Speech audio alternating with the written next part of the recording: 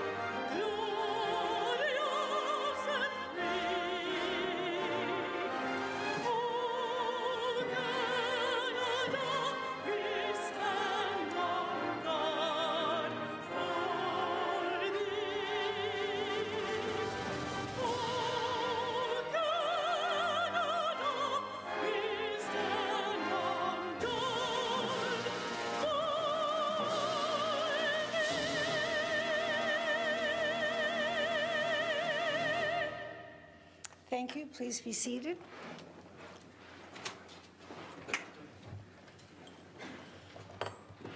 Ladies and gentlemen, thank you for attending this evening, and I would like to just go around the horseshoe and introduce everyone to you. To my right is Councillor Dave Thompson. He is also Deputy Mayor. To his right is Councillor Lynn Timmers. On the far left is Councillor Paul McPherson, Councillor Diane Rangima, Councillor John Pachariva, and Councillor Wayne McMillan. On my left is Mr. Mike Kirkopoulos, the CAO of the town. To my right is Julie Kirkoulos, the newly minted clerk of the town of Lincoln. Mr. Kirkopoulos will speak later about that. And we have a number of staff with us this evening. We have Angela Safani, the Director of Finance Administration, Greg Hudson, Fire Chief, Kathleen Dale, Director of Planning and Development, Dave Graham, Director of Public Works, and Jillian Harris, the Manager of Environmental Services. We have Shannon McKay, the Acting Director of Community Services, and we also have Paul Diani, Economic Development Officer. Thank you. I think I mentioned everyone. All right, thank you. Are there any declarations of interest? There being none, is there any, are there any changes to the order of business detailed in the agenda? We'll move on then to the adoption of the previous council minutes of June 4th. I have a motion moved by Councillor Timmers and seconded by Councillor Thompson that the minutes of June 4th, 2018 regular meeting of council be adopted. Are there any errors or omissions? There being none, your pleasure on the motion. Motion is carried. Councillors, is there any business arising from the minutes?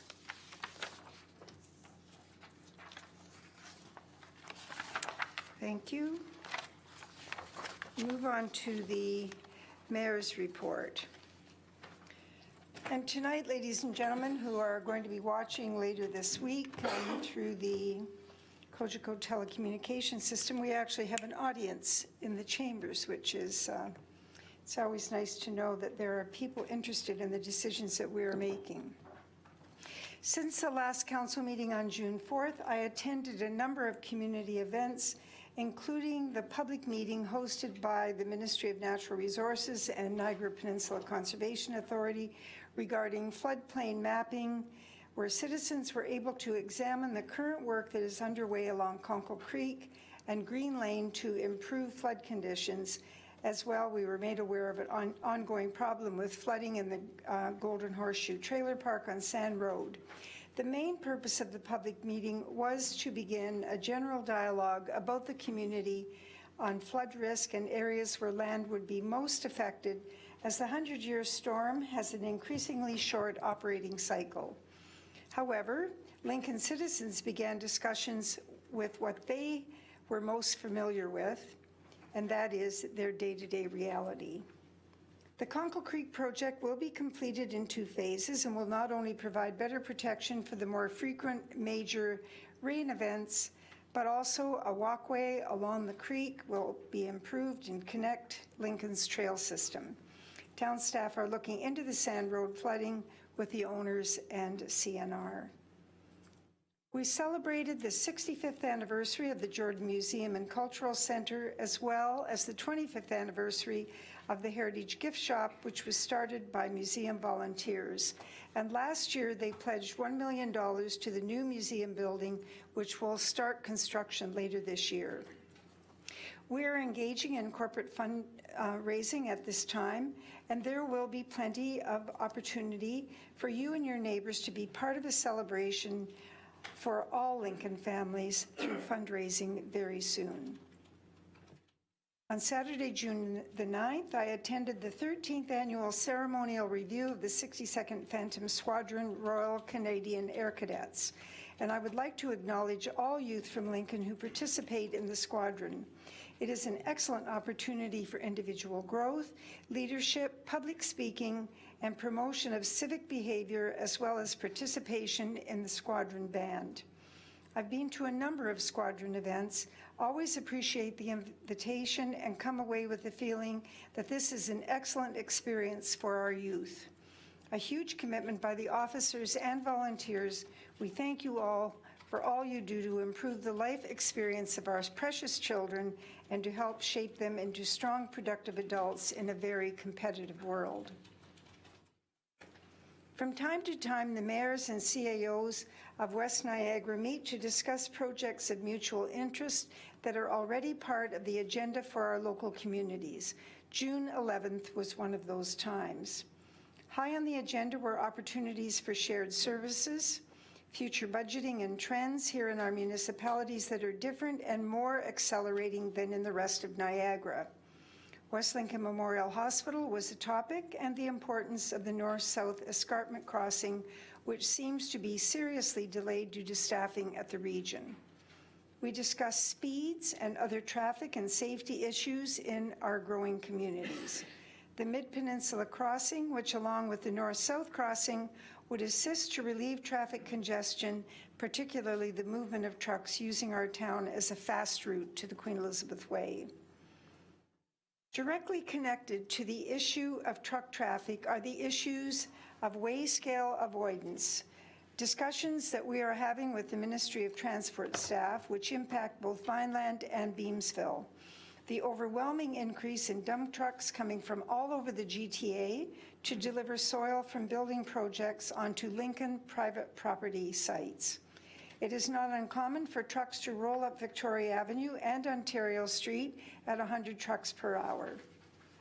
If you have noticed a huge increase in dump truck presence, the greatest activity is coming from 30 to 60 kilometers away and delivering soil to private interests in Lincoln. If you have noticed increased aggregate truck movements, it is because we have local housing and business development activity underway. If you have noticed an increase in transport activity that is not Lincoln related, it is because the MTO weigh scales are operating again, and we need to develop a mutual plan for enforcement. Part of the problem, of course, is the freedom of local use of regional roads. This is a problem for all West Niagara and has caused both Grimsby and West Lincoln to modify bylaws to increase fines and to add surveillance and enforcement initiatives paid for by local taxes. We are also looking at limiting north-south traffic, but do not want to interfere with our farm traffic flow or access. Lincoln is also undertaking discussions with the MTO. The bylaw to control site alterations is under review, and Council will soon have the discussion about hiring external law enforcement to limit persistent illegal activity. You will also recall that the 2017 blitz of truck conditions, weights, and illegal use of municipal roads generated some pretty disturbing results for street safety in Lincoln. Grimsby's 8th District Niagara Regional Police Services and the MTO will be cooperating with us to carry out more safety blitz activity. Connected to this issue is our ongoing relationship with Ontario Stone, Sand and Gravel Association, who are active throughout the province participating in similar surveillance activity. They are a self-regulating association, and they separate themselves from dump truck operators who essentially are independents. Both quarries in Lincoln are active members. We have been discussing haul routes for Lincoln and West Niagara with them, but we cannot succeed without the support of the region of Niagara and the province. In the meantime, we will continue working with MTO to eliminate weigh-scale offenders and tighten our own bylaws so that Niagara Regional Police have a strong tool to enforce. I want to share with you the really inspired day I spent last Thursday, June 13th, along with Walter Neubauer, one of our Public Works staff. Along with about 90 other participants, we visited 5 quarry sites on the lake, at Niagara-on-the-Lake, in Stony Creek, Lincoln, Vineland, in Pelham, in Fonthill, and Wainfleet. We often hear about quarry rehabilitation, but until you can see and compare the variety of solutions to restoring these large sites, it is not possible to appreciate the science that goes into deciding what is suitable for each community.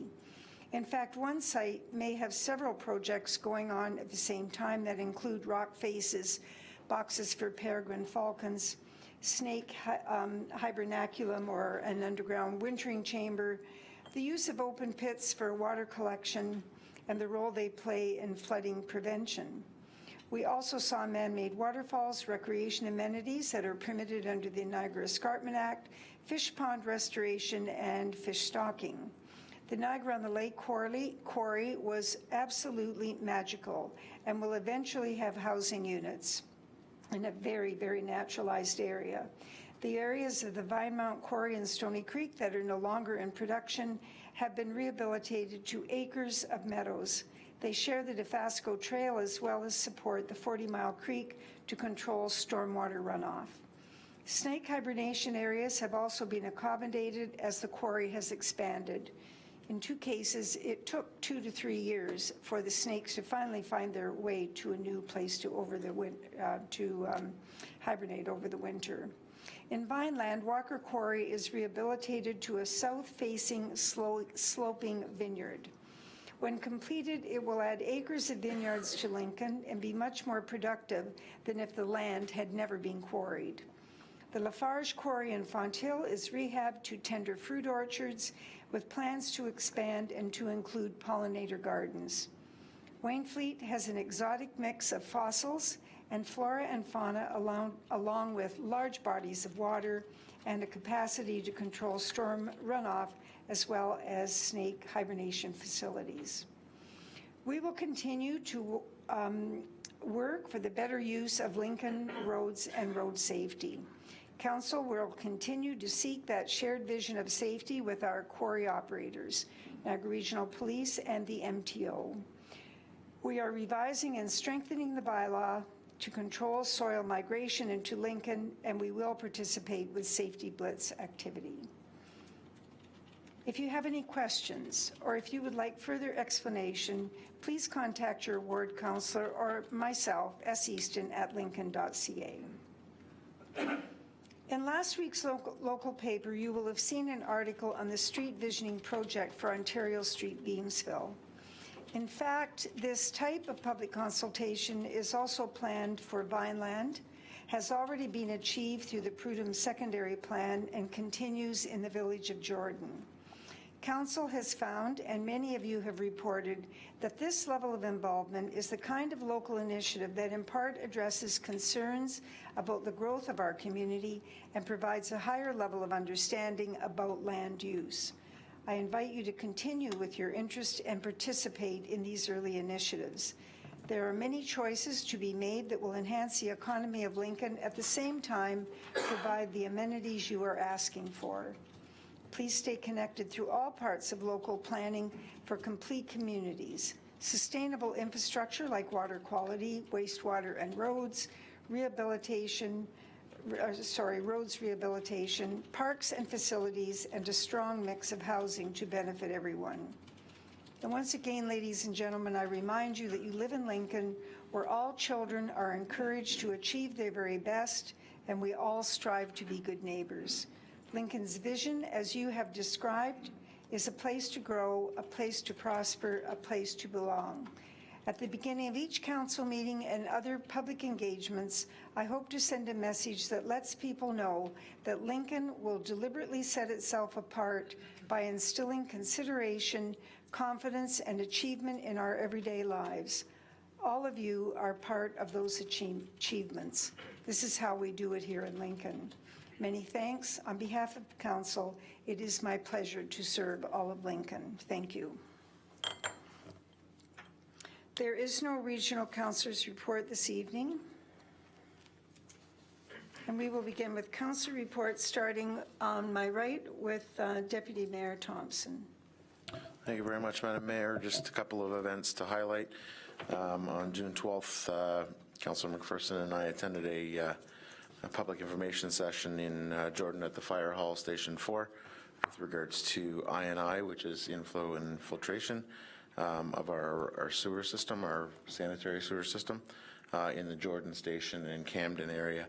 There will be some programs being brought forward, including a rain barrel program for downspout disconnection, and also the possibility of a sump pump disconnection program in the future. And I just wanted to thank staff that were there that evening for great support and certainly a great presentation of what was going on and what we plan to do to resolve some of the issues. And then on Friday, I joined some of my fellow councillors and the mayor at Smoke and Moonshine for a grand opening. It was great to see current business owners expanding and opening a new venue across the street from their current one, August, with, I guess, a set of new partners as well. So great to see a new business opening in town. So that's it for me. Thank you, Mayor. Thank you very much. Councillor Timmers. Thank you, Mayor Easton. Just a couple of quick announcements. I was at the Smoke and Moonshine ribbon cutting as well, and very excited to see a new restaurant open in town. Tomorrow we'll be launching the Barrels in Bloom. The BIA will be launching that exciting initiative. I'm sure maybe Councillor McPherson wants to speak to that more in announcements, but I'll be there tomorrow to see the new wine barrels. I'm excited to see them, and thank you. Art on the street. So we'll just carry on with you, Councillor McPherson. Thank you, Madam Mayor. And just a couple of comments with regards to the MPCA floodwater evening, and the intent of that. As the council representative on the MPCA, I was also in attendance, and really that was an information evening to outline what is floodplain mapping. And the mapping will now get underway, and we expect that that's going to be about a 6-month process. So somewhere in the new year, we would expect to have another public meeting with interested parties, and I think that interested residents. I think that meeting will probably attract more of our residents out when they are actually seeing where their properties will lie in the floodplain or not. On the I&I meeting that Councillor Thompson commented on, I personally was a little disappointed that we didn't have more people out to that meeting when we looked at the interest that we got for the the pumping station issues in the Jordan area back at our ward meeting when we had, well over 100 people there, and it seemed like everybody was focused on that particular issue. I thought we'd get more people. I don't know if it was just the evening. We got somewhere around 30 people. They were very active in their questions, which was great. And again, thanks to Jillian for an outstanding presentation on I&I and what causes the water to be getting into the system, into the sanitary system, and some of the recommendations that we have for residents to move some of that water that's going in there now away from the system. And also the plans for the upgrade to the pumping station. So, a good meeting, but I just wish more had heard it, and I think we're going to have to get back together in September with the residents when we're talking specifically about the Red Maple development project. So that's all I've got tonight. Thank you. Councillor Njima.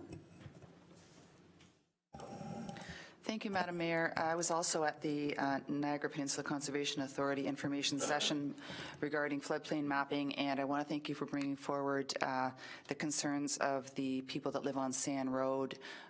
There was quite a number of them there, and they have flooding on their property, flooding on the road, and it's a bit of a question as to where the problem lies, whether it's not draining because of the drainage ditch that runs along the CN rail, or whether it's a combination of things. But I want to thank you for bringing that up, and I want to thank staff for looking into that on their behalf.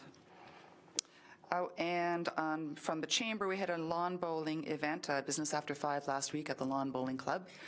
A number of us have been lawn bowling before. It's a tougher activity than I think a lot of people think it is. It takes a lot of...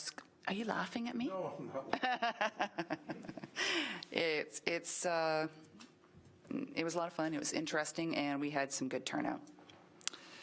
And I'd also like to thank you, Councillor McMillan, for standing in for me at the Sports, Recreation and Culture Committee last week. Thank you, Madam Mayor. Thank you. Councillor Petrieva. Yeah, thanks, Your Worship. Just a couple of the events that the others attended, other councillors. The floodplain mapping last Tuesday night, or actually on June the 5th, and we were able to point out the new subdivisions occurring in town and the effect that might have on the drainage basin area, and they were going to bring that into the mapping. And also the opening of Smoke and Moonshine on Friday, and I'd like to wish Beth and Clayton all the best in their new venture, and for anyone that hasn't tried it, I suggest that you head there because it is quite fantastic.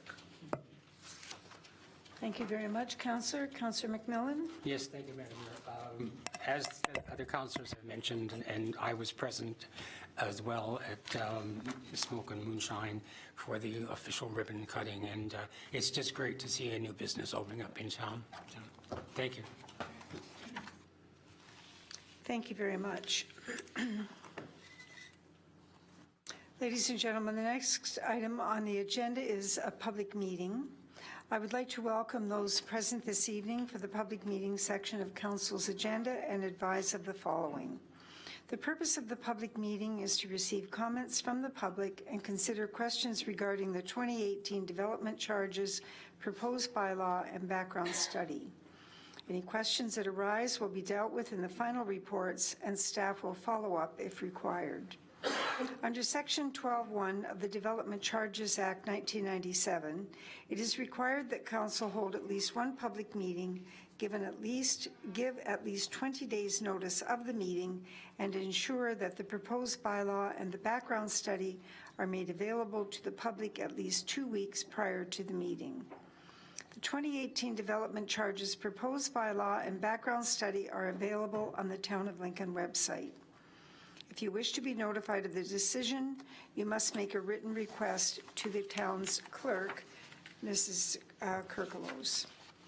There is an attendance list by the door for the public meeting, which we would ask all present to sign. Everyone signing the list will automatically receive notice of Council's decision.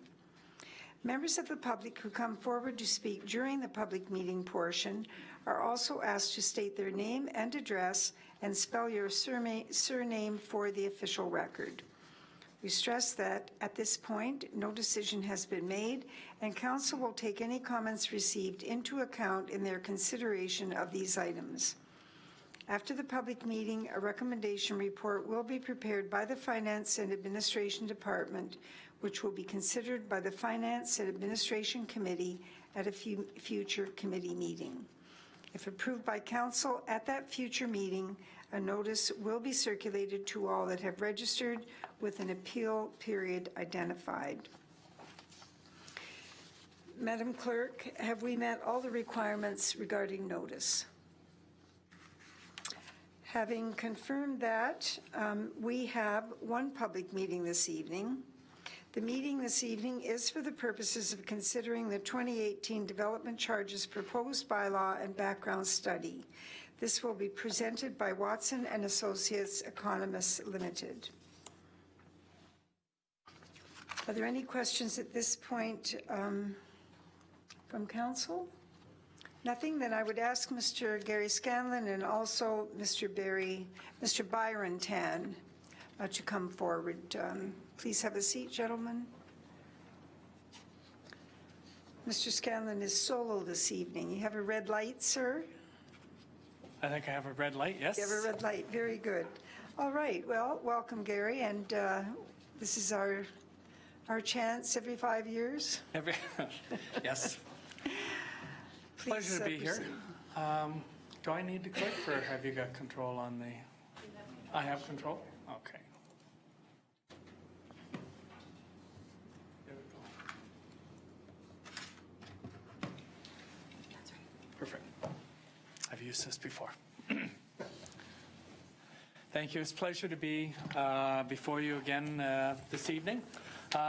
As noted, you've done a very good job of overviewing why we're here tonight to present the findings of the draft study that we've prepared on behalf of the municipality.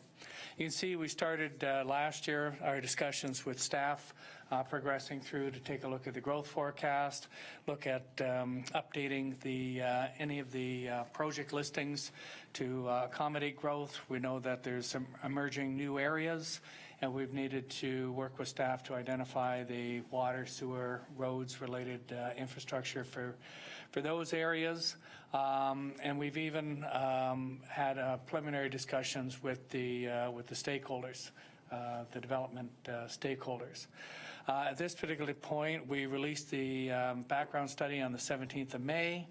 And as noted, council will be considering the bylaw as of July 16th.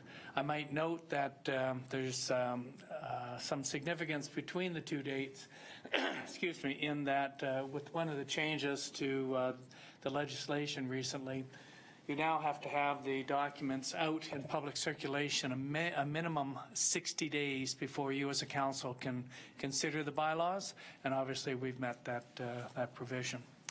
I think you've adequately gone over the purpose of the public meeting, so I won't go through that.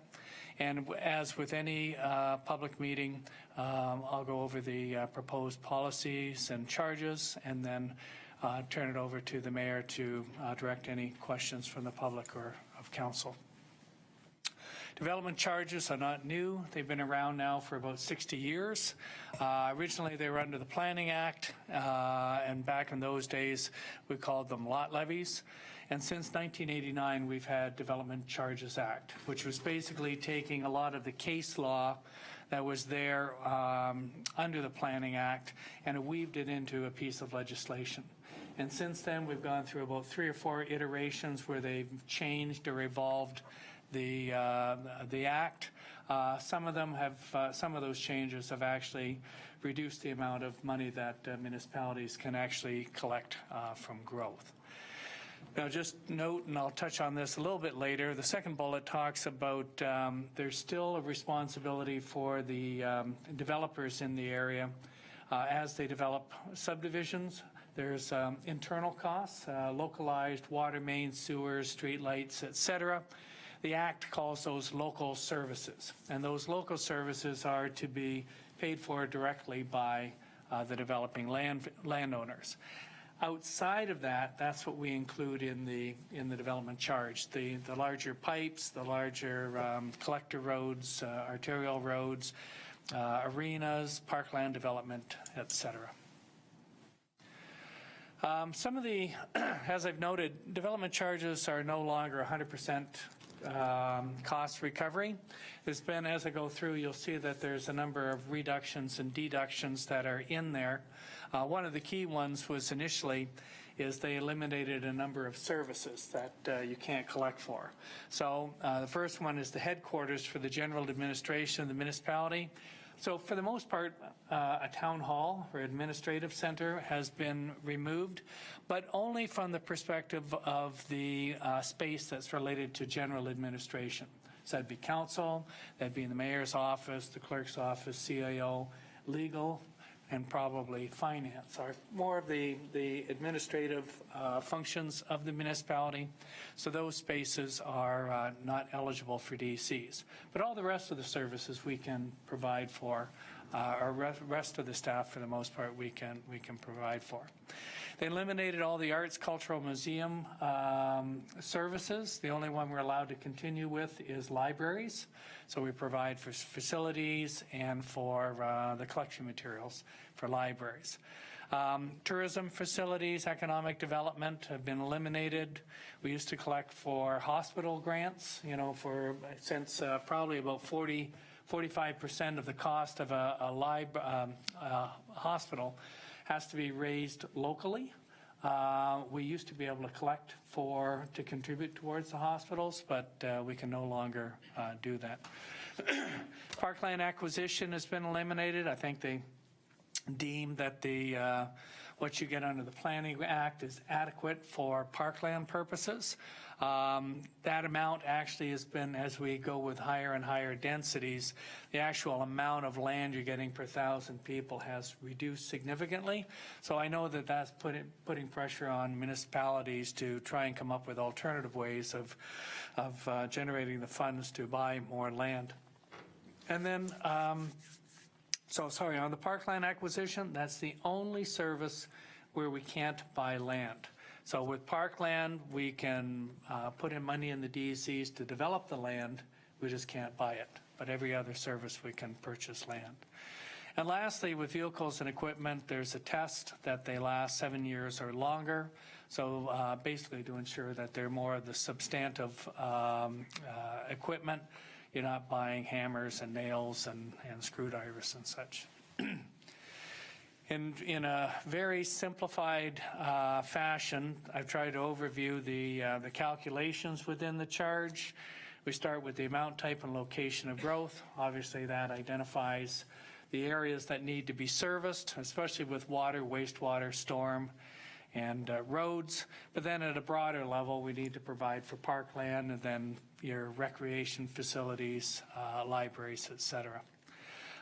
With that growth, we then identify the servicing needs, and that translates into capital costs. And once we have capital costs for those projects, then we need to turn our minds to potential deductions. Need to consider if there's any grant subsidies and other contributions, which these days there's not a lot. 1997 Act, there was lots of grants that were available from the province and the feds. These days they're there, but more on an ad hoc basis, and not a lot of them are applying to growth-related projects.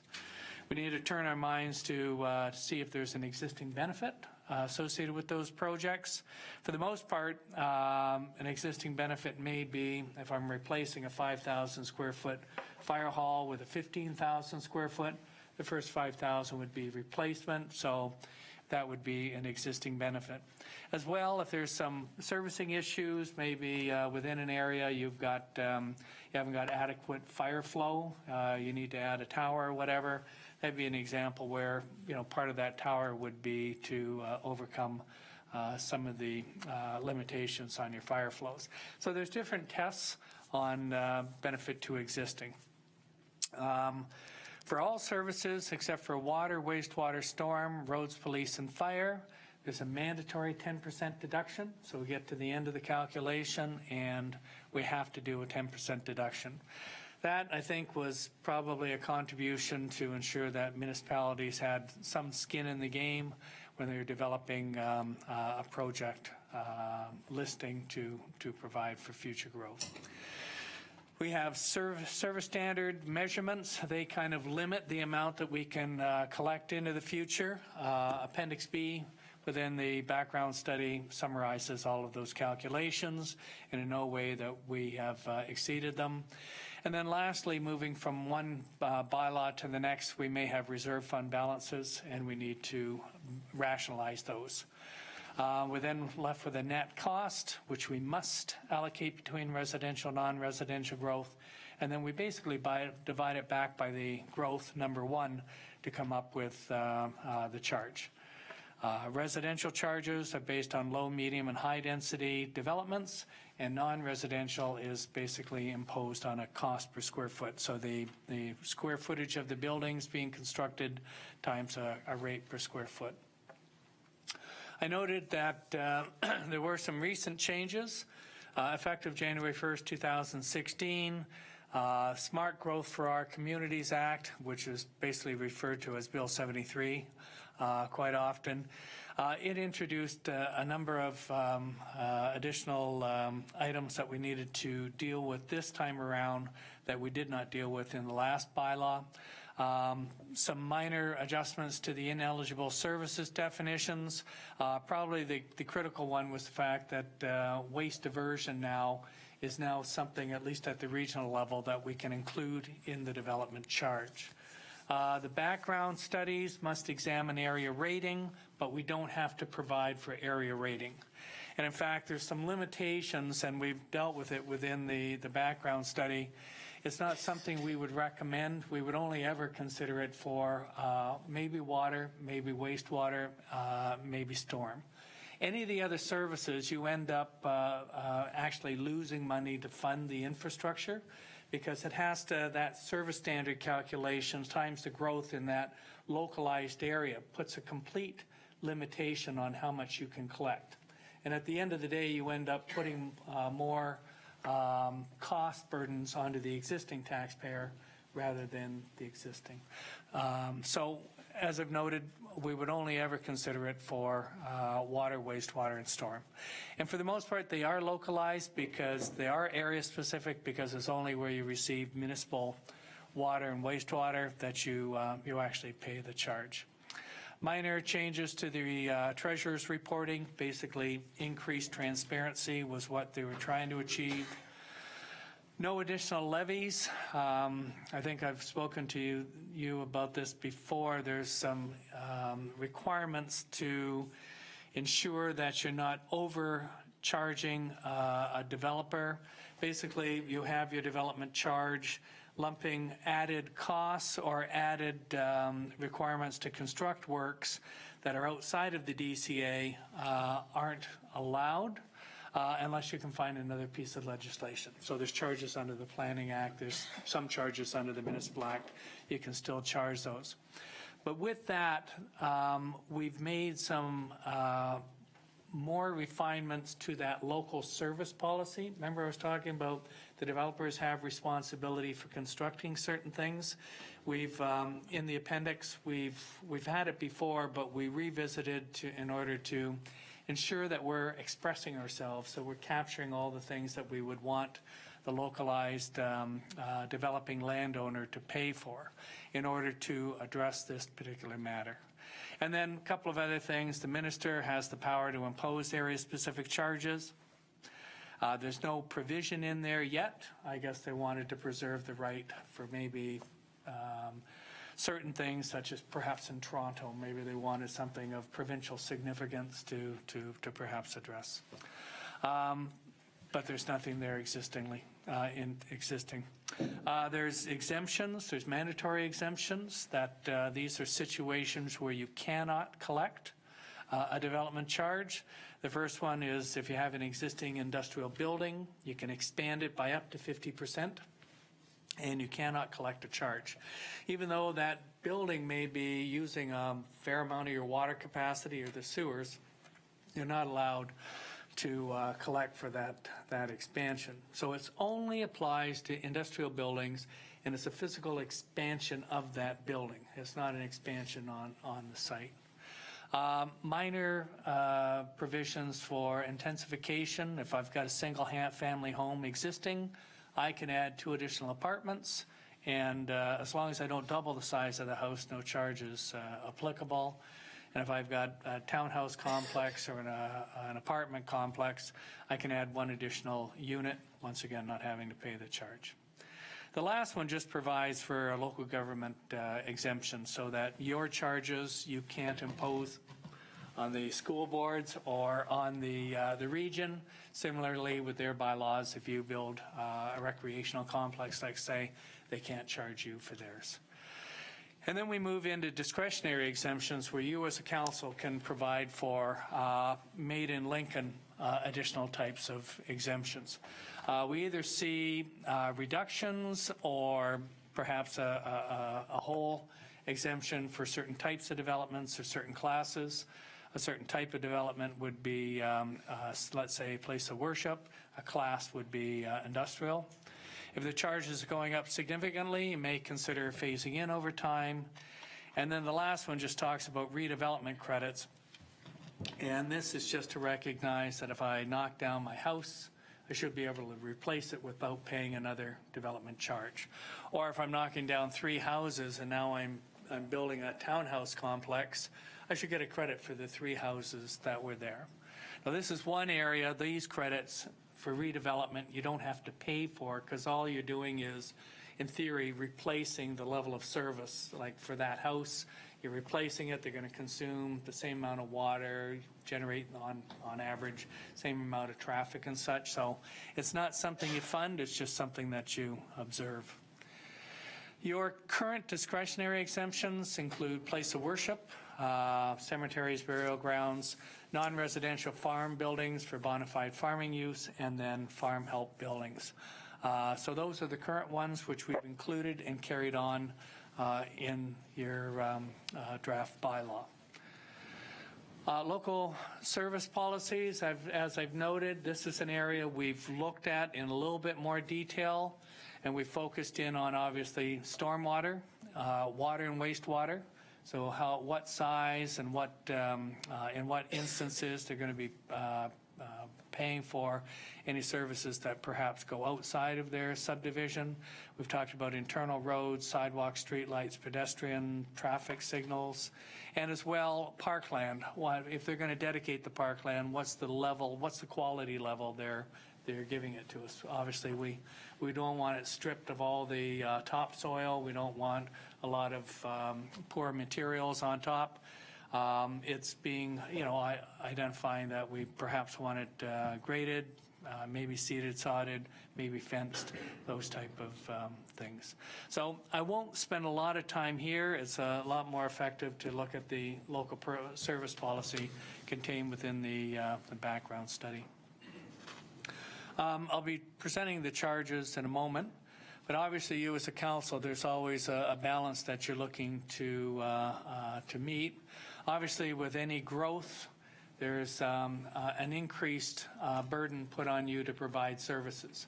Most immediate is obviously putting in whatever water, wastewater, storm services, roads to those areas. Those are the big ticket items, but as you get the actual occupancies, there's more pressure for recreation facilities, libraries, parkland, etc.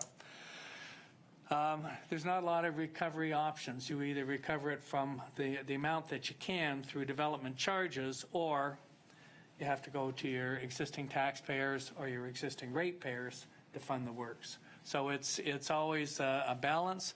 As I've noted, development charges are not full cost recovery. In fact, you can only recover about 75 to 80% of the costs of growth because of all these reductions and deductions and service limitations that I talked about. So there's already a netting down of those costs, but if you wish to consider further adjustments, you can. Just to summarize some of the information that's within the document, this is an overview of the growth forecast The black represents our historic level of building activity. And you can see since 2002, so roughly the last 15 years, you can see that we've had as low as 91 units, and we've peaked at about 188 units. The forecast, the red line represents the average level of growth. What we've provided for is over the next out to 2031, this is the growth forecast that stays consistent with the region's forecast.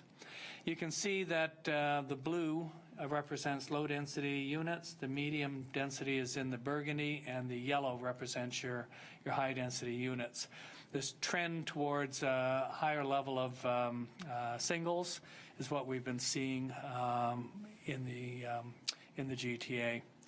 Summarizing, we've looked at 10 years. That would be about 1,300 units. That's about 3,000 people in those units. Over the 20-year horizon, we're about 2,700 units, and we're about 5,500 people.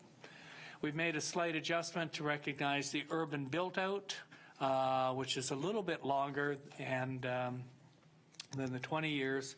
And you can see that's about 2,800 units in the water, wastewater areas, which represents about 5,700 people. And we've given you the corresponding non-residential square footage for commercial, industrial, institutional. Your current charges right now in total represent, for a single and semi-detached, just over $15,000. You can see roughly about $5,000 of that is for your harder services, storm, water, wastewater, and about $10,000 for more of the municipal-wide services. The largest component of that, of course, being roads. We've got medium density, which is called multiples in this, and then we have two different size apartments, so that represents your residential category. And then on the non-residential, we have a blended rate, so that all commercial, industrial, institutional pay the same charge, and that represents $8.27 per square foot. Now you can see we've done, there's a special stormwater drainage charge in Camden, so that they would be paying the municipal-wide plus that area-specific charge. We've kept the same services as last time around. They're listed here, and they were on the prior slide. One thing I'd note, this is a slight change from last time.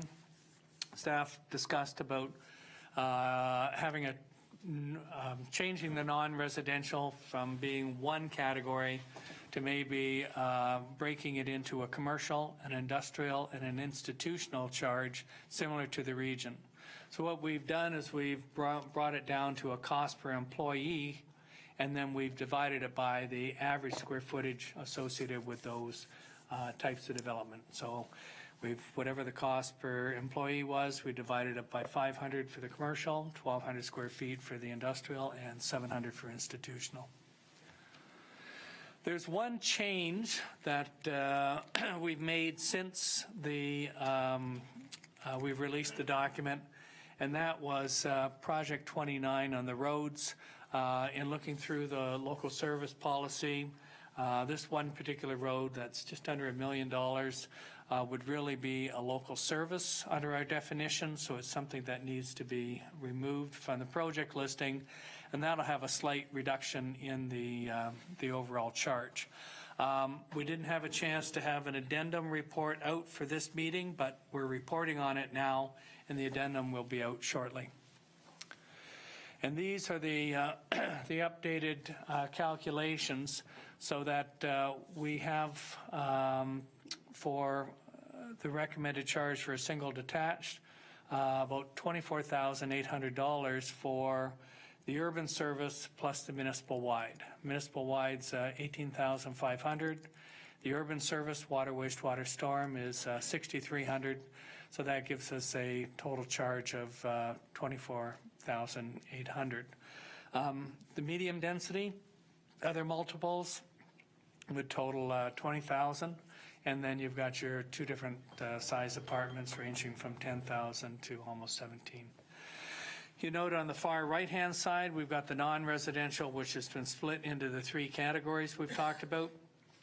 The lowest charge would be for industrial at $6.62 per square foot, $11.34 for institutional, and $15.93 for commercial. A lot of the changes that are here probably driven by four main things. Construction costs have increased, so we've looked at those tender prices of recent tenders, and that's given us a basis for adjusting some of those projects that we've had in the past. You've probably experienced significant increases in land values currently, so where we need to purchase land for new facilities, that's having a driving factor on these charges. We've issued some debt, so the interest cost has had to be added in into the DC calculations. And then there's additional secondary plans, probably the most significant ones, Prudhome's, and there's been additional works, water, wastewater, and road-related works that have been added in order to accommodate those developments. Obviously, we've added them to the growth numbers. We've also had to add the cost of the infrastructure. This just summarizes between the three documents. The document as your current charge, as your bylaw rate now, is that column that says current. The calculated May 17th is as per the document we released on the website. And then this is the amended calculation, which basically is for the roads. You can see we've dropped by about $300 for that. So that compares the charges currently versus the proposed. And then on the non-residential, we've provided the same type of summary. Looking at your charges in comparison to others, the gray highlighted charges are your current charges right now, and then the mid-blue, your lighter blue, is your calculated charges. But one thing I'll point out is, for the most part, most of the municipalities on this list have not updated their charges. Pelham has released their background study. Actually, they'll pass their bylaw on the same night as you. And they're looking at somewhere between a $2,000 to $4,000 increase than what's provided here. So they would be up in the $20,000 range for their charge. Right now with Niagara-on-the-Lake, they've released their report. It's not changing much, but at this particular point, we haven't received the updated engineering information, so we've just taken the historic information and indexed it. But we're waiting for actually an updated engineering report, and we anticipate that could potentially adjust the charge as they've submitted. And then, as I say, everybody else on the list basically will be coming back to revisit their charges over the next 2 years. I'd point out Wainfleet, you can see, is at the bottom, and you'd say, gee, why are they so low? They don't include water or wastewater. So in their charge, you're paying for the municipal wide, but you'd have to go and pay for your own well and your own septic system. And if I live in the country, if I draw on my own experience, 19 years ago, I paid $10,000 for a well, and I paid $28,000 for a septic system. So in that particular case, I'd be paying $38,000 for my water and wastewater, and then be paying the development charge. So you have to keep that perspective in mind when you look at their charges. This is the charge for commercial. Once again, you're at the higher end of the list. And then lastly, we've got industrial. You can see that Lincoln, you're just a little bit lower than the Pelham charge for industrial. And once again, as I say, they're revisiting this calculation, and it may be a titch higher. This just summarizes, once again, the municipalities that haven't updated their bylaws, so you're ahead of the curve right now. Those are all calculations that were based on their last 2014 bylaw, which has just been indexed. My last slide is just to recognize that you see that the charges are increasing, and there are oftentimes things that council may wish to consider, so we just put it out here. If the charge is going up considerably, quite often what municipalities may do is phase the charge in, give the development community a couple of years to adjust. Let's say pick up 1/3 now, 1/3 a year from now, and 1/3 of the difference later. That's an option, or you could do it over 4 years or 5 years. Discounting the charge, which means you'd be shifting some of the costs off of the development community, and you'd be picking it up by taxes and by your water and wastewater rates. You may wish to remove some of the projects in total. That can reduce the charge, but it also may lower the level of service. So now you're providing less parkland, less recreational facilities, et cetera. So there's less space for people to receive the particular service. The last one is you can go with the charges, and you've got a little bit of time. You could say, okay, here's the charges we're going with. Our bylaw expires next year. We've kind of moved a little bit ahead because of the elections and such. So you could say, pass the bylaw and say, okay, we'll have the rates effective May or some date in the future, as long as you don't exceed your existing bylaw expiry date. You could say to the development community, the charge is going up, we're giving you X number of months to adjust your pro formas, et cetera, and that may be something that they'd acknowledge. So, as I say, phasing in the charge, discounting the charge would actually shift money onto the rates or the taxes. Reducing the projects has an impact on service standards. If you want to delay the enforcement date, that has no impact on your calculations. So through you, Mr. Mayor, my last slide just identifies that we'll be releasing the addendum report in the very near future, and then we'll be back to see you on July 16th. Thank you very much. Members of council, are there any questions? Councillor McPherson? Thank you, Madam Mayor, and thank you for the presentation. I guess my first question is with regards to the forecasted growth, and those.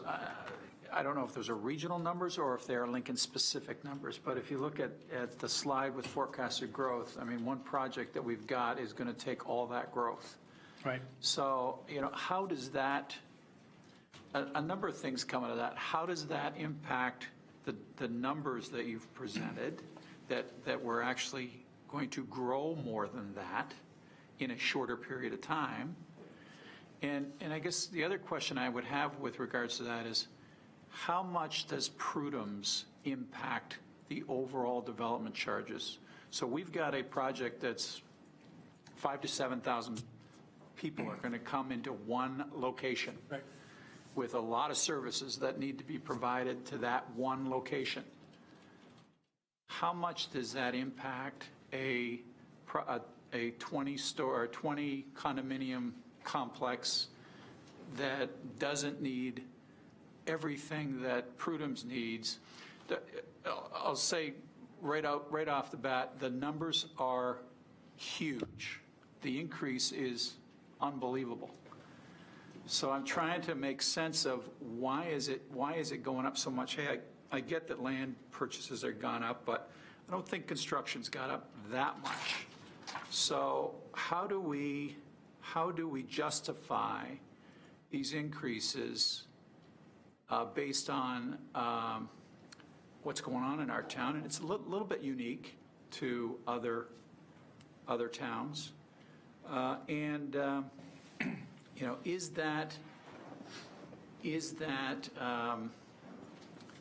Is it Prudhome's driven? And maybe that's where I'm going to start, because I've got other questions as well. It's already lots of questions and observations. Thank you. So through you, Mr. Mayor, I'll we are consistent with the region's forecast, and you had a little bit of more acceleration over the last couple of years, and this takes you out to 2030, but going all the way out to the region's updated forecast, 2041 or approximately there, you can see that it provides for about 5,500 people. So it is consistent with the region's forecast. Prudhome's is in there, and that's why we've gone with what we've called urban build-out, so that we then, for water and wastewater, looked at the areas to which will receive the water and wastewater servicing, and that's that population that goes out a little longer than the growth forecast. So that's what's in the forecasted numbers. The services are based on going through with the individual departments and staff.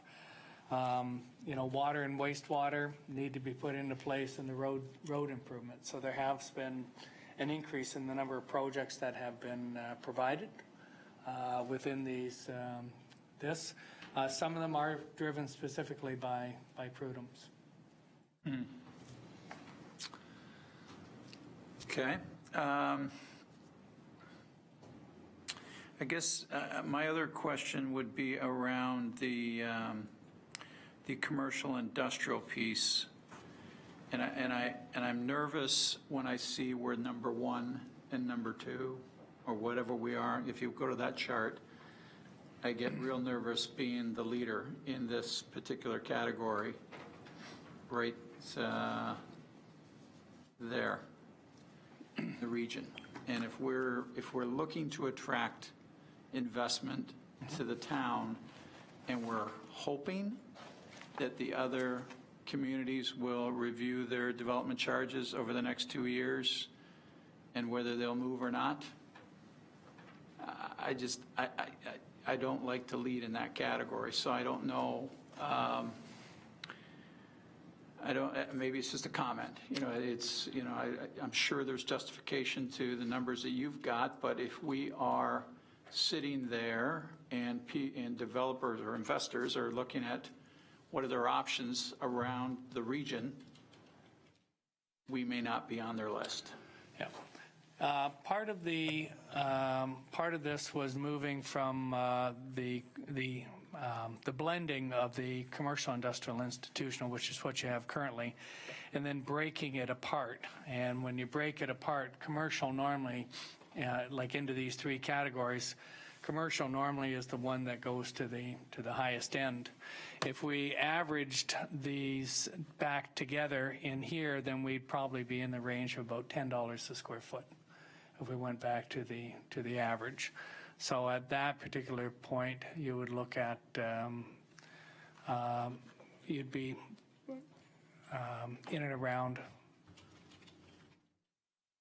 You'd be in and around for a municipal wide, instead of the $16, you'd be roughly at the $10 level. And we'd still be leading. For right now, yes.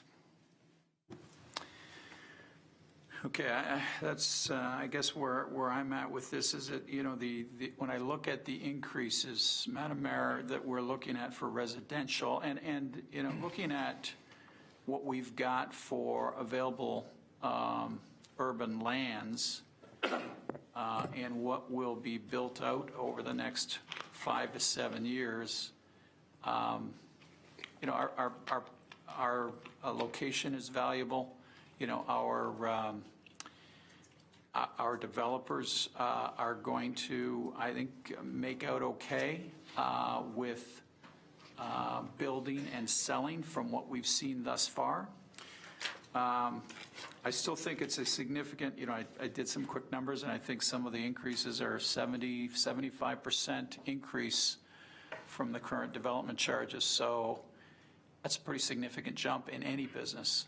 So I would caution us being a leader in that particular category, but my bigger concern is are we going to attract investment with these type of development charges for commercial, industrial, and so on. Thank you. Thank you very much, Councillor. Councillor Thompson. Thank you, Madam Mayor. I just want to piggyback on Councillor McPherson's concerns, but I want to maybe give you an opportunity. I don't know if you've been working with any of these other municipalities, and you can give a sense of, where they're going if you have your crystal ball on the desk with you. As Councilor McPherson said, I don't particularly care to be the leader at this one. I do know we need to make sure we take care of the costs that are associated, for sure. I just want to make sure that we're in the same ballpark at the end of the day, after everybody's updated their DC bylaws. It's a fair, through you, Madam Mayor, it's a fair question.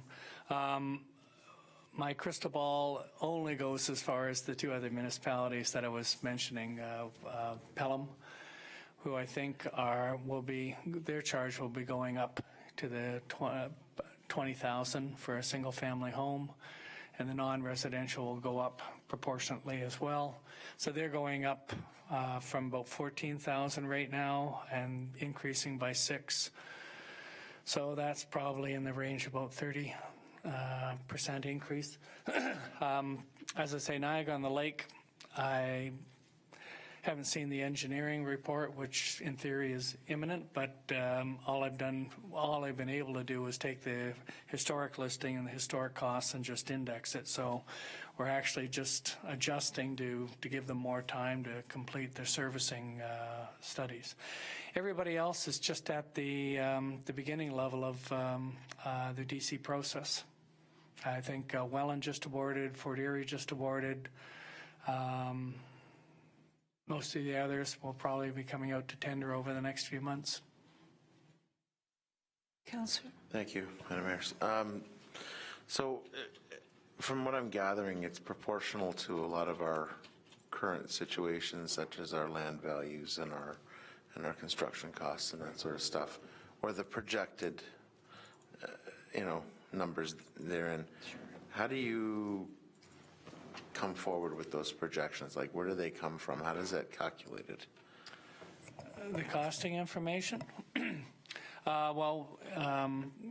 It's based on, for the water and wastewater and roads projects, we've looked at the latest and greatest tender prices, which, they're looking at, staff have been taking a look at the changes in their cost for individual roads on a, lane kilometer basis, or, the pipes based on, the length there.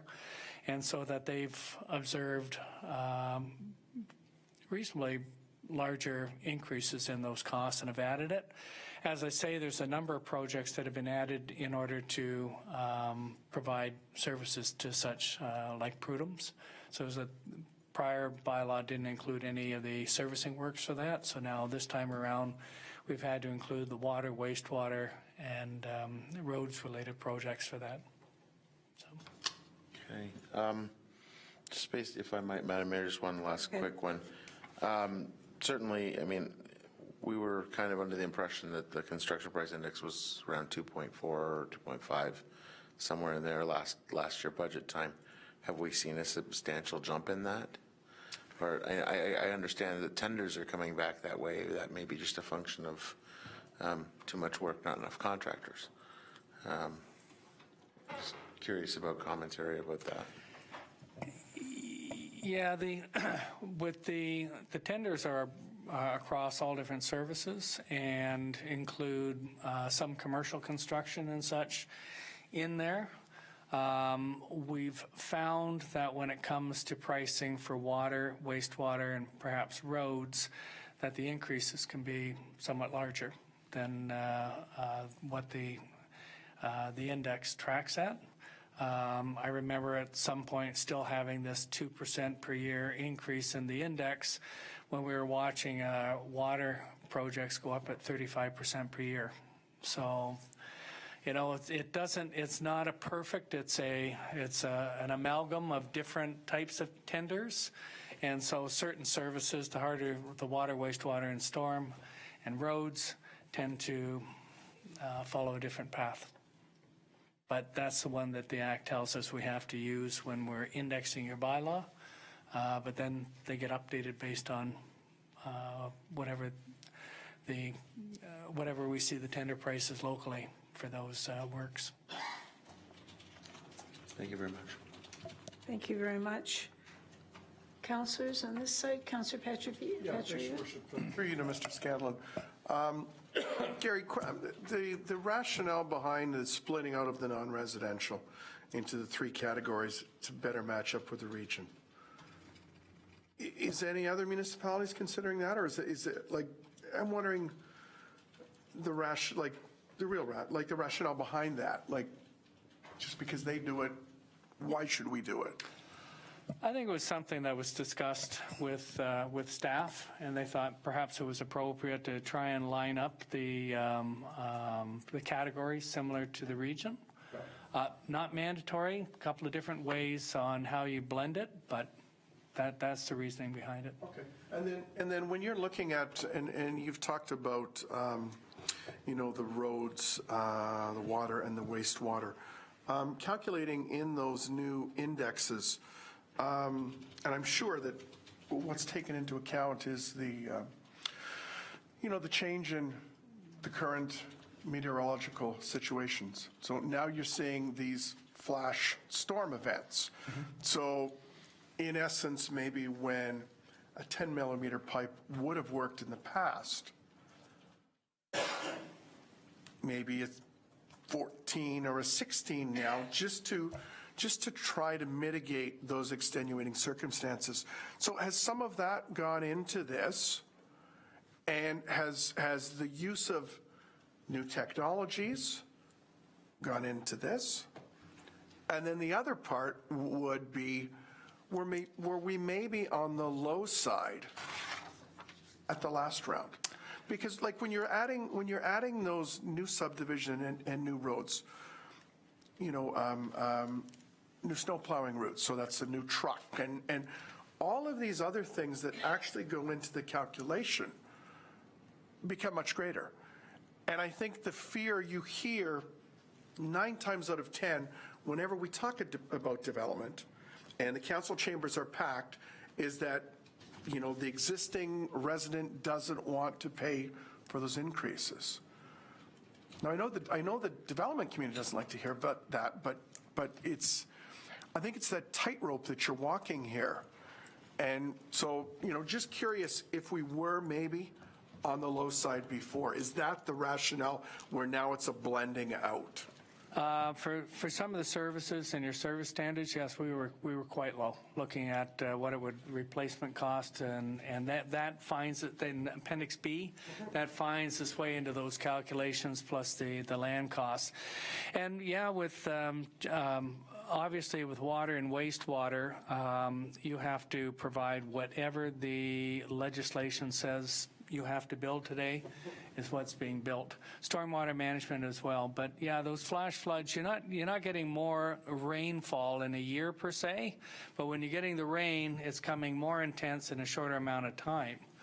And I know that a place like Tecumseh 2 years ago had what they coined a 1 in 7,000 year storm. It was so intense and so short that it flooded, I think, about 2/3 of the municipality. So. And one more, if I may. Recently, there was an update to the minimum maintenance standards. Are those considered in DC charges? What type? Sorry, through you, Madam Mayor. What maintenance? Well, like sidewalk clearing and things like that. So a new subdivision will have sidewalks. Presently, the residents responsible for it. That might be a service that the municipality, based on the minimum maintenance standards, will have to take on. Is that factored in? I'd have to take a look. I know that there's a variety of vehicles and equipment that we've included. I'd have to double check on that. Thank you. Councillor Timmers. Thank you, Mary Stin. I'm just looking at the chart, summer until spring 2018, the next steps. And I was just wondering on the point, meeting with stakeholders. Yes. Who are the stakeholders and how many are there that would be included in this consultation? We've, when we were chatting, I know that there was the home builders from the area, and there was 2 different groups. You'd have to help me. Through you, Madam Mayor, if I could just quickly chime in on this particular point.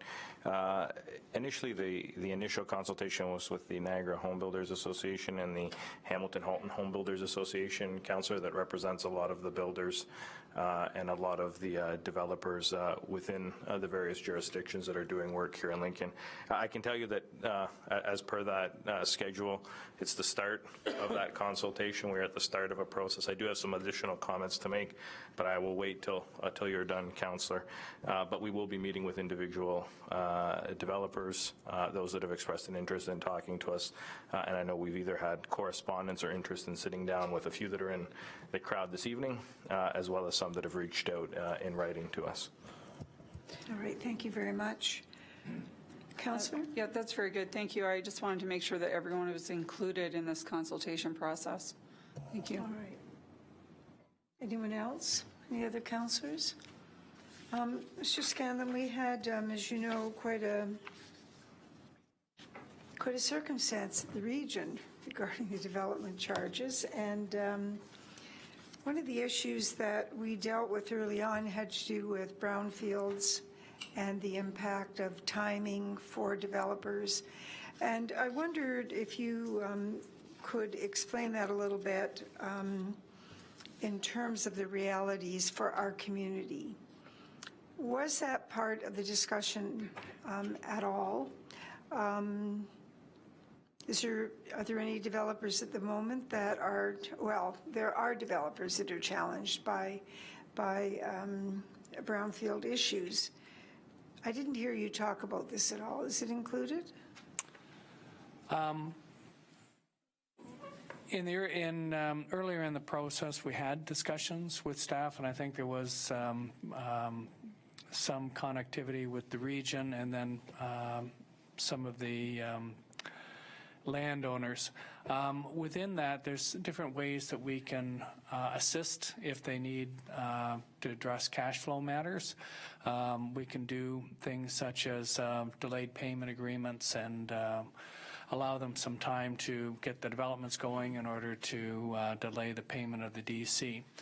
We haven't built in any specific grants or policies, such as the region does that outside of the bylaw, but they leave the bylaw as it stands. So that's something that you could consider. We normally recommend, if you're going to do something to assist them, that you do it outside of the bylaw, because historically when municipalities have tried to put four corners around a policy, you haven't got enough pages in a bylaw to actually capture every instance. So normally it's better to do it outside. You can read write the policy, and then you as a council can look at each individual development on an ad hoc basis and make a decision. So we haven't done anything specific in here. There are opportunities that are available, but we have not moved towards that. Okay, well, we'll leave that. Mr. Kirkopoulos, he may have something to say about that. Are you in a position to judge whether or not this current go-around for all municipalities is one where the improvement in standards is going to be impacted like never before, or is that too much of a stretch? Can you just express the increase in standards? Well, I'm just wondering if the developments that we're dealing with in Lincoln right now, Prudham's for certain because it's brand new and it's an open book, if you will. Right.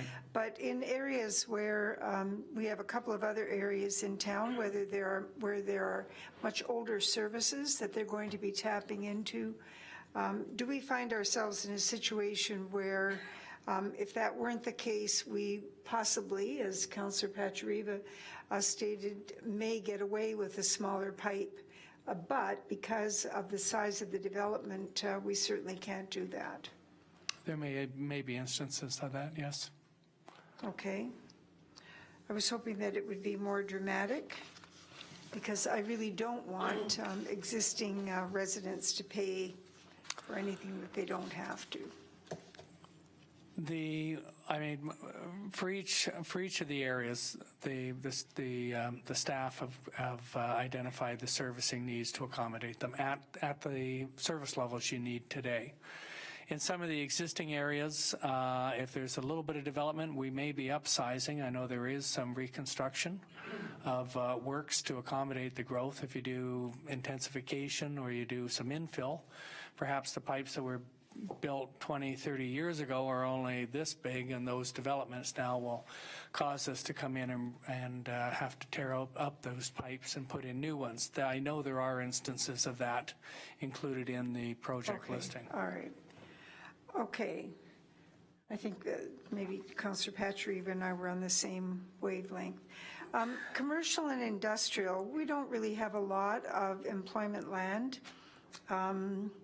It's certainly something that we probably will make some inroads with. I've certainly looked at the industrial rates and compared them to where we were with other municipalities. And I guess, you know, it's when there's such a boom and there's no way that anybody's going around us until they're satisfied that whatever we have available is going to suit them. What do you think the feeling is in other municipalities? I understand there are many municipalities that aren't going to charge industrial at all. Is that because of an option to, an opting out, if you will, of the bylaw? Is that how that's being handled? Quite often, yeah, they would just exempt that category. Right. And I know that places like Fort Erie and Port Colborne and Welland have exempted that category completely. The region has it's in their bylaw, but they've got an offsetting grant. Yes. That they use. So once again, that is something that you can consider.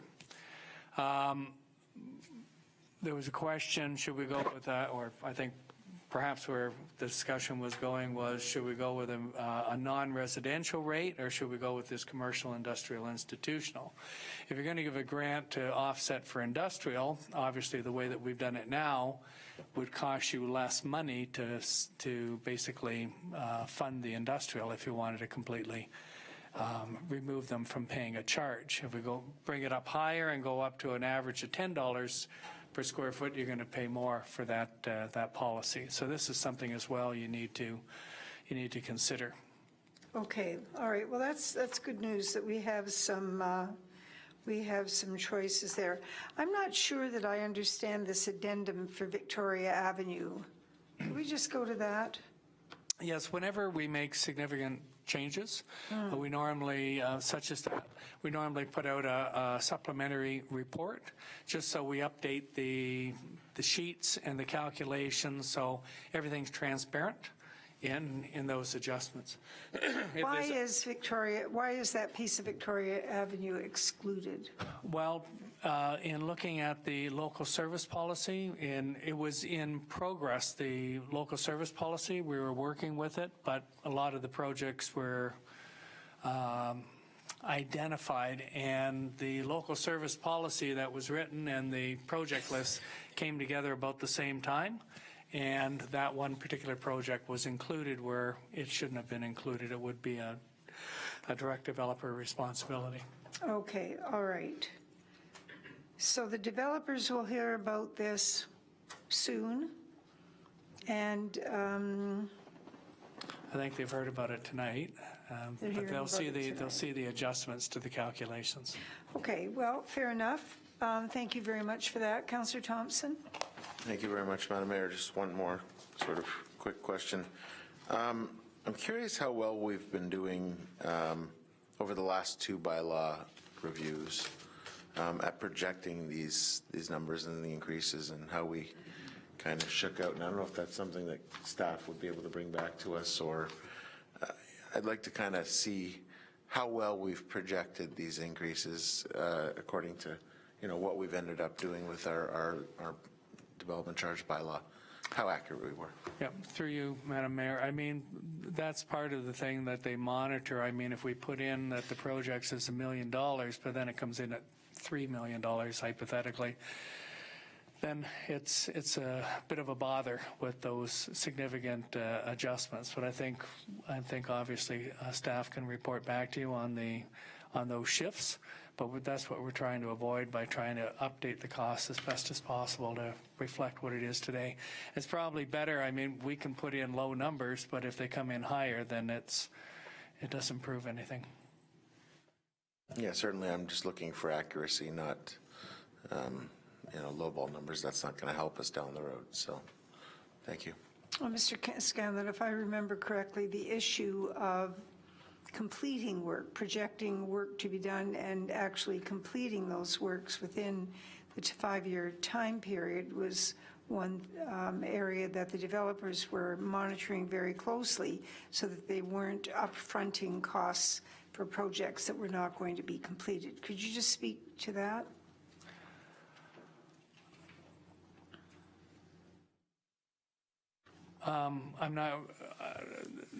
I think what the development community are asking for is to make sure that in your capital budget that you're timing the works to correspond with where they are in the development process. So if we've got draft approved subdivisions that are just waiting for the services, that your capital program reflects the approvals that are coming through. And we've been conscious of that. We've got that listed in here. But then at the end of the day, for the DCs, I'm talking more about broader time horizons. It then becomes part of your budget process and part of the treasurer's perspective on, I'm going to have so much money in the reserves, which projects take priority.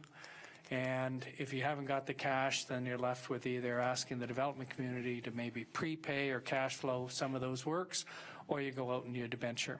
And I do know that you've done some debenturing on certain works that you didn't have the DCs for. So that's something that, after we finish this, keeps coming back through your capital budget process. Correct. All right. Thank you very much. Thank you. Thank you. Mr. Kirkopoulos, you have a few comments? Through you, Madam Mayor, I did want to provide a few comments. So I heard a lot of comments from members of council, and so there's a few things I want to say. One, Councillor Thompson highlighted the construction price index at 2 to 2.5%. I mean, I think Mr. Graham can speak to this probably a lot better than I, but we are seeing a 20 to 25% increase in tender pricing within the industry. And so I think when you look at that and you look at the way we're showing and the way we're trying to capture those prices more accurately, that's part of it. I did say in my previous comments, we are at, as much as we've consulted with various associations, we still are in that consultative phase of what we're doing. We will be reaching out to individual developers. We'll be reaching out to anyone who does want to talk to us. There was also another comment made, are we playing a little bit of catch up? And I think it was Councillor Pachariva. And I can tell you, although we're capped, definitely on the parks and recreation side, that was something that in the previous study was very, let's see how I characterize it, but something that didn't receive the attention probably it should. The other comment, and Ms. Dale can speak to this probably as well, is that from a geographical standpoint, Lincoln is a little bit different than its comparators. I think it's unfair to compare it to Grimsby, which is one contiguous urban area. We have multiple urban areas within our footprint, and so I think we need to look at other municipalities that are a little bit more comparable, and so I think we can look at those definitely to the west of us that have a similar composition, whether that be Halton and where they're at in their process. And yes, we can look at the cost of housing and the cost of construction and so forth in those areas, but I think you can extrapolate when you have a larger urban footprint that is spread out like ours. It does cause other issues. Typically, we do like to compare ourselves within Niagara, but that's not necessarily the case. The last comment I'll make, we do have a slide on page 32 of 67 of the agenda that speaks to the options for DC implementation, and I think Mr. Scanlon referenced that. So there are things that we will be looking at, and we will discuss with the development community. And so there's a number of things. There's phasing in of certain things. There's what we saw happen in the region around grandfathering, for lack of a better word. There's discounting the charge. There's, of course, us looking at the projects, and I think one of the exercises that, as a senior management team, we went through on a number of occasions is, can we actually get all the projects done? So I think to the mayor's question, the development community is looking to us saying, will these actually be done within this 5-year time horizon? So we can definitely look at that one more time, make sure that all the projects that need to get done are in there. And of course, there's always the date when the bylaw becomes effective. Yes, we're first out of the gate, and so by first out of the gate, the sticker shock that I think some people are feeling right now, we're taking the brunt of that more than probably other municipalities will because we're going first. But those are definitely areas that I think we can look at and will look at. So again, this is the starting of a process right now, so to speak, in terms of where we're at with that amount that people are seeing. There's a lot of work and effort that's gone in to come up with this amount. I think collectively when we saw it, I mean, it was informed by evidence and fact, but I think there's always that, you know, what is something that is palatable for the development community, for our business community, and so we will be back in front of you over the next weeks and months as we have further consultation and move to implement this particular bylaw. Okay, thank you very much. Thank you very much, Mr. Scanlon. We'll be in touch. All right. For those of you in the audience who would like to speak, I would like to mention that this is not a question and answer session. Rather, all comments made tonight will be part of the submission and considered for the final recommendation staff report. Please keep your comments brief and to the point. Are there any persons present this evening that wish to address the 2018 development charges proposed bylaw and background study?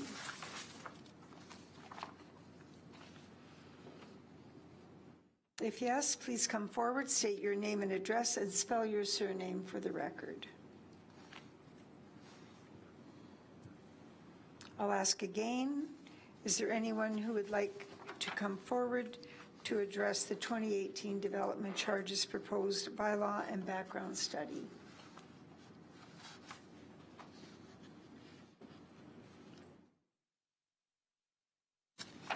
And I will repeat, are there any persons present this evening that wish to address the 2018 development charges proposed bylaw and background study?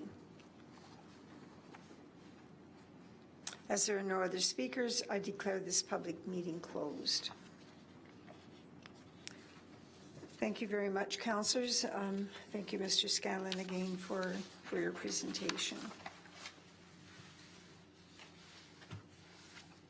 The next item on the agenda is correspondence, and there is no correspondence.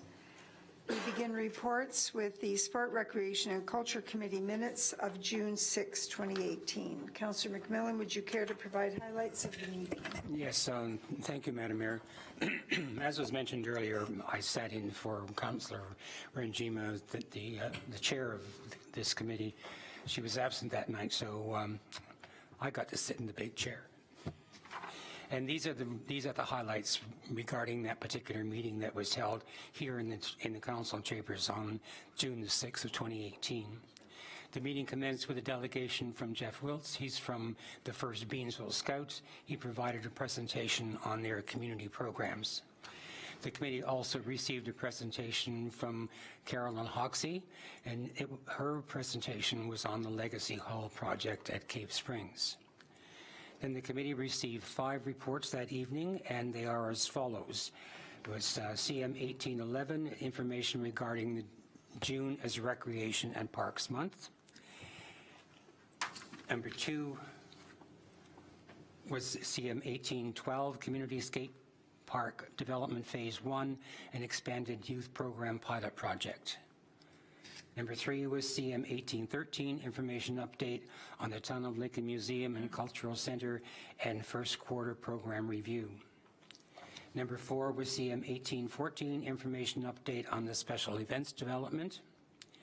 And the last one was CM 1815, report regarding Parks, Recreation, and Culture Master Plan consultant, project award. The full details regarding the meetings can be found in the agenda and minutes published on the town's website at lincoln.ca. Okay, thank you. Thank you very much, Councillor. Are there any questions to the report? Councillors, I have a motion that has been prepared by staff that provides clarity On SRC 2018-16, I'm going to ask Madam Clerk to put this, the motion, the change, the amendment into a context, and then we'll start dealing with the amendments. Madam Clerk. Thank you, Mayor Easton. There was an original recommendation that went forward, and there was an amendment made to that recommendation. Upon that, there was some clarity that was asked for during the meeting so that when it comes to council, we can maybe perhaps amend it one more time. If we do go ahead and amend the amendment to the original motion, that would require a majority vote. Would you like me to read the amendment? Just a moment, Madam Clerk. Do we have a mover and a seconder? We do. All right, yes, please proceed. And then following that, staff members, I'm going to ask Ms. Savani to provide us with her analysis. This was moved by Councillor Thompson, seconded by Councillor Timmers. The amended version is that report CM 1812 regarding the development and implementation of Lincoln's expanded youth programming as a pilot project at the Fleming Center during July and August 2018 be received for information, and that any unused funds remain in the reserve accounts. Thank you, Madam Clerk. Ms. Safandi, would you please provide your analysis? Through you, Madam Chair. This project was originally budgeted from 3 sources of revenue, which was levy, development charges, and parkland reserves. So any funds that are unused, as with any reserve, will remain in the reserve and cannot be transferred for another purpose into another existing reserve. So what we're recommending is we use the funds as budgeted, and then anything remaining would remain in the reserve. Any unused. All right. Are there any questions of the treasurer? All right. Madam Clerk, would you please guide us through the steps that we will take to address? So The what we motion, will the be doing, amendments. through you, Madam Mayor, is we will vote on the amendment that we just read aloud. If that does not carry, we go to the second amendment, and if that fails, we go to the original motion recommendation. So with the amendment that I read, it would require a majority vote. All those in favor? Any opposed? The motion is carried.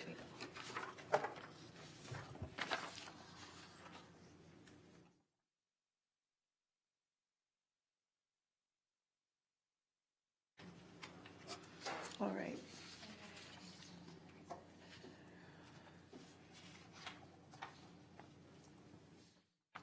We go now to the original motion as amended. I have a motion moved by Councillor McMillan, seconded by Councillor Pachariva, that the minutes of the June 6, 2018 Sport, Recreation and Culture Committee be adopted as amended. Any questions? Pleasure on the motion. The motion is carried.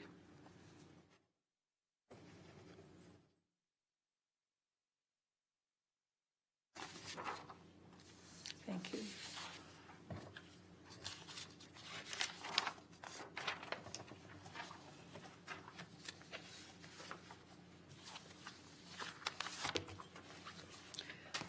We move on then to the Planning Committee minutes of June the 11th. Councillor Thompson, would you care to provide highlights of that meeting? Thank you, Mayor Easton.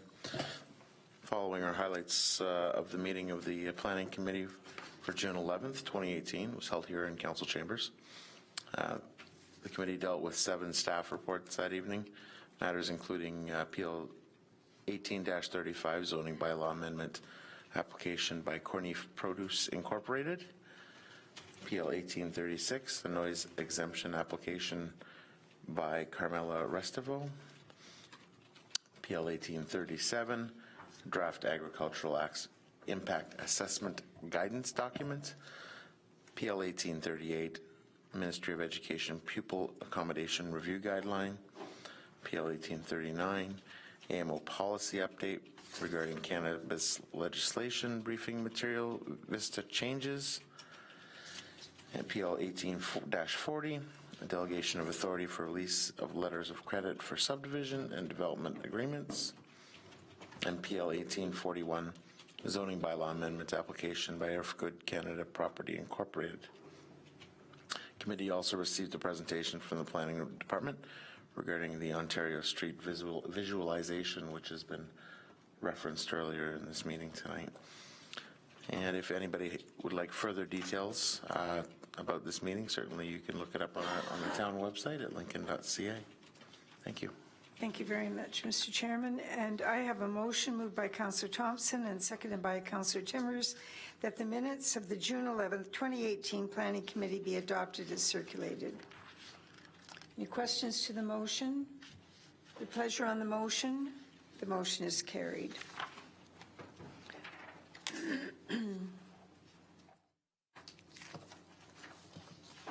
We'll move on to the Infrastructure Committee of June 13th.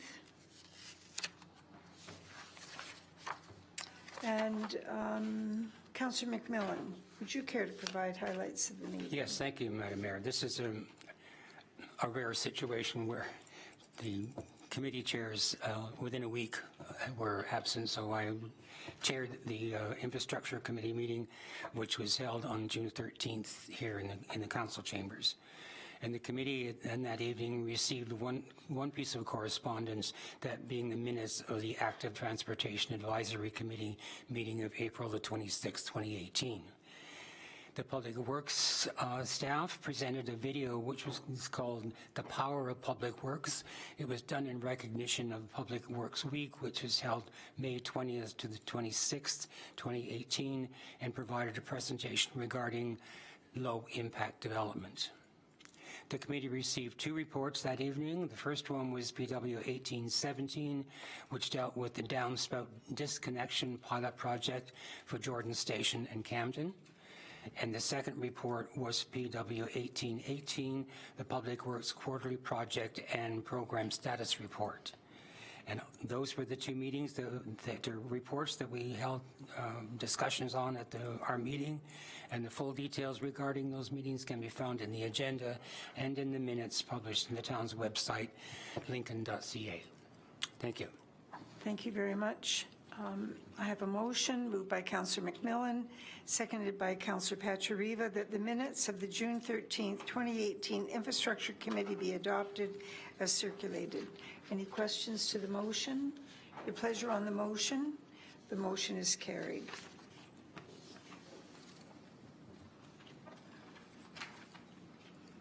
And this evening we have confirmation of compliance with Section 34 of the Planning Act. And I have a motion moved by Councillor McPherson, seconded by Councillor Pachariva, that Council has considered the requirements of paragraph 17 of Section 34 of the Planning Act, RSO 1990, and concludes that no further notice of public meeting is required in the matter of the following proposed amendments to zoning bylaw number 93-14-Z1. A, number PLZ BA 20-180032, zoning bylaw amendment, Courneuf Produce Inc. And B, number PLZ BA 20-170209, zoning bylaw amendment, Earthgood Canada Property Inc. Your pleasure on the motion? The motion is carried.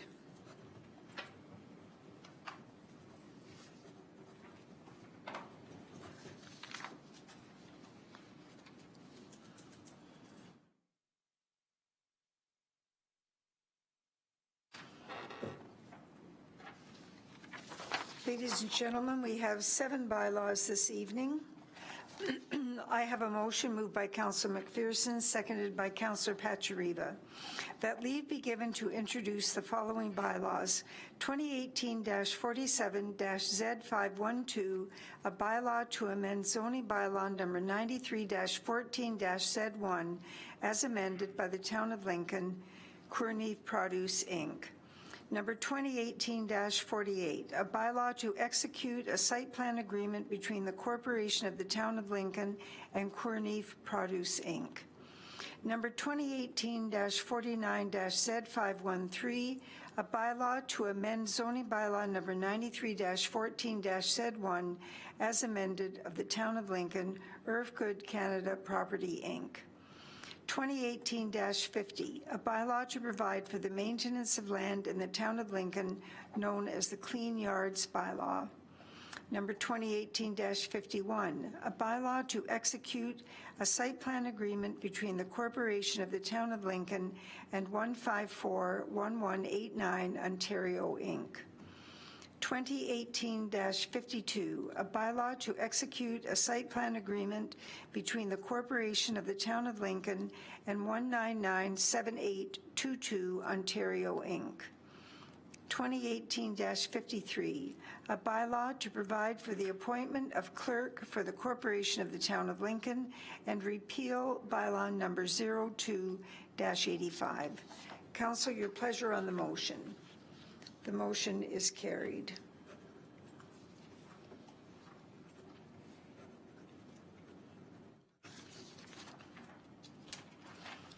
And I have a motion moved by Councillor Thompson and seconded by Councillor Timmers that bylaws number 2018-47Z512, 2018-48, 2018-49Z513, 2018-50, 2018-51, 2018-52 and 2018-53 read a first time, be now read a second and third time and finally passed, and that the mayor and clerk sign and seal the said bylaw.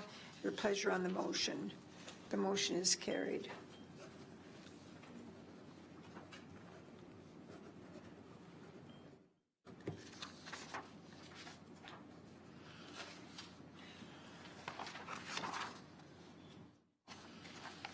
I have a motion moved by Councillor Pachariva and seconded by Councillor McMillan that leave be given to introduce the following bylaw, number 2018-54, to adopt, confirm, and ratify matters dealt with by council resolution. Your pleasure on the motion. The motion is carried.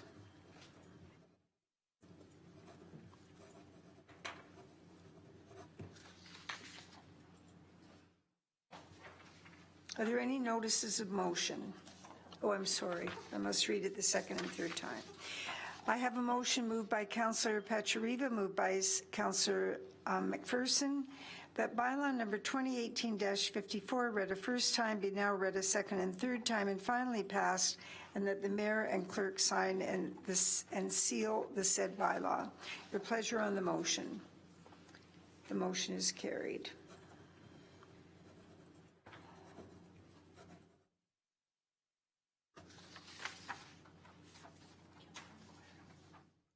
Are there any councillor inquiries? Are there any notices of motion? Are there any announcements? Oh, I guess I have to have a list. All right, we're going to start with Councillor McMillan. Okay. Madam Mayor, I have prepared a statement that I would like to read into the record. It is dealing with the municipal elections of 2018. As everyone is aware, there has been considerable election talk recently, and experience tells me that it will intensify at the municipal level now that the provincial election is over. In each of the election campaigns in which I have been involved, I was honored to have received the continued support of the residents of Ward 4. My time as a member of the Town Council has been long. It's been interesting, it's been challenging, very rewarding, and a very humbling experience. I have met so many good people and have been privileged to serve with so many women and men who sat at these desks at this horseshoe, and of course that includes present company. But it's now time to pass the torch. I therefore am taking this opportunity to make an announcement concerning my plans for the election campaign this fall. With the full support of my family, I am declaring that I will not be a candidate for re-election this year. I am truly humbled by the response to my candidacy each time and wish to thank the residents of Lincoln. It's been a privilege to serve. Thank you very much. Thank you, Councillor McMillan. And you have been a very stable and constant individual at the table, always the logical mind, and those qualities sometimes aren't very easy to come by. You have integrity. You're a person who has always represented your constituents to the best of your ability, and I thank you very much for your service. And now you'll be able to just sit back and watch the games begin. I'm not done until the end of November, so I still got work to do. Absolutely, and who knows what may come after that. Yeah, and then I'm going to retire again. Yes. Thank you very much, Councillor. Councillor Pachariva. Yeah, thanks, Your Worship. Just wanted to let everyone know, June is Seniors Month, but it's also Cycling Month in the province of Ontario. And this Saturday, we will be holding a community cycling celebration. Saturday, June 23rd from 9 a.m. to 2 p.m. at the Fleming Center. The cost is free. You can't beat free. We will have family fun activities including bicycle rodeo education session, guided community ride with the mayor and councillors, yoga for cyclists. We'll probably need the yoga after the ride, bicycle clinic, prize draws, a blender bike smoothie. So what that is in conjunction with the BIA, be able to create a smoothie from the wares of the farmers market and as a prize for cycling.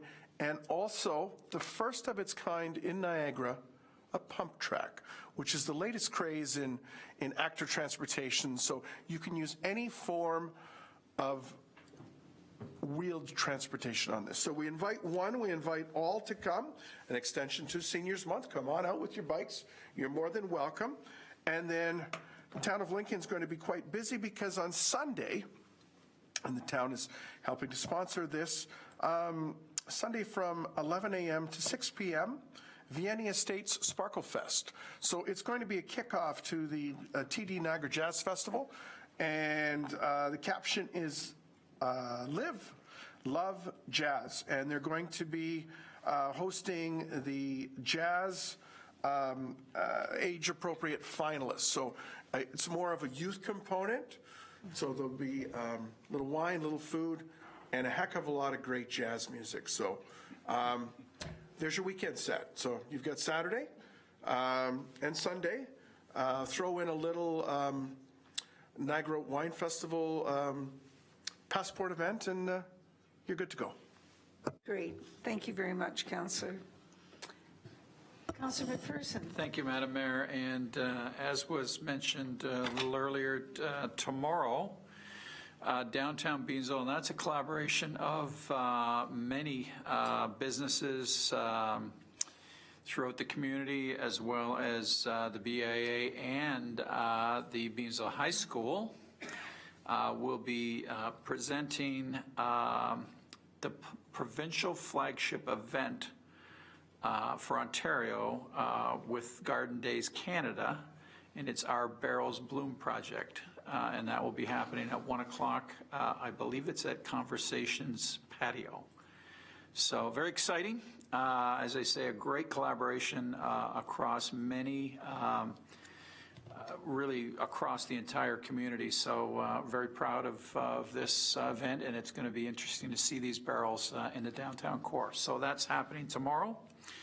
And also on Thursday, we are having our regular monthly meeting of the BIA. And I would just like to make a comment to Councillor McMillan that I want to congratulate you on 24 years. I don't know if others know that, but to survive in this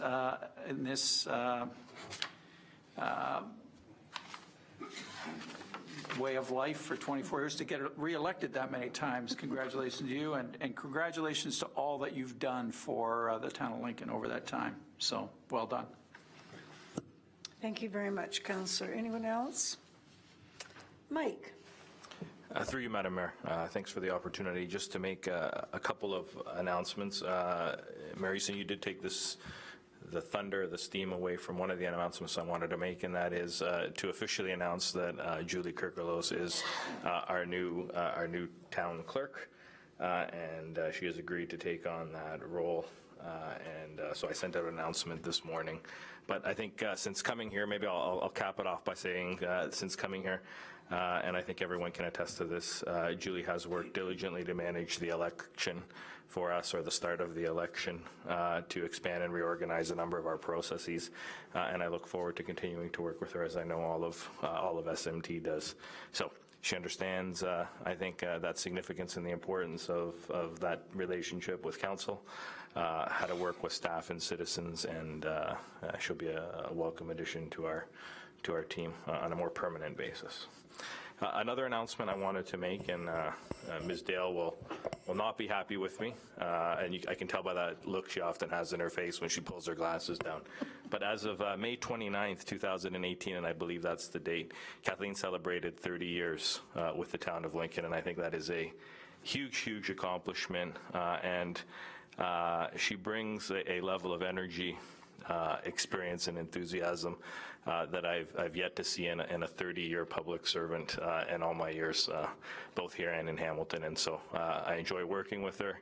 She continues to come up with ideas, challenges me when I need to be challenged on things, and I look forward to a few more years, at least from Kathleen on us. So she gave me a little bit of a smirk, so she can't be that angry. And last but not least, on behalf of the senior management team, I do want to thank Councillor McMillan for a whole number of things that I said to him when we had our last one-on-one, and he shared he was moving in this direction. But his sage advice, his integrity, and his honesty and willingness to always listen and to always take staff's advice. So on behalf of the senior management team, our sincere thanks, Councillor, for all you've done for our community, for us as public servants. And I believe at this point those are the only announcements I have, Your Worship. Thank you very much. I have to tell a little story about Councillor McMillan. At the beginning of this term, the councillors are always anxious to find the best chair job, and if they've been on council for a while, they have their favorite committees. So when I got to Councillor McMillan, he informed me that he didn't want to be a chair. He said that he was never going to be the bride, and therefore he didn't see the necessity at this point of taking on any chair responsibilities. Well, I wasn't to be outdone by the councillor, and so I asked him if he would take on a special portfolio, given his experience, and he agreed to do that. And Councillor McMillan took on the responsibility for completely working with the staff to completely revamp the heritage policy of the town, to work with the Heritage Committee and to develop an even stronger and much more powerful, I think it would be the correct word, relationship with Heritage. And it has not been easy work. I think it would have been simpler if you had just taken on the chair of something. But this certainly was the hardest job that you could have eked out for yourself. But we are very lucky that you did that, Councillor McMillan, and I want to thank you very much, because it definitely will be an important part of your legacy over the last 24 years. Thank you very much.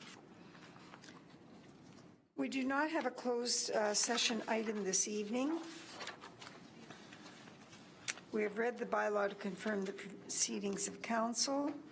And Madam Chair, there being no further business, the business having been completed as circulated and published, I declare this meeting of council adjourned.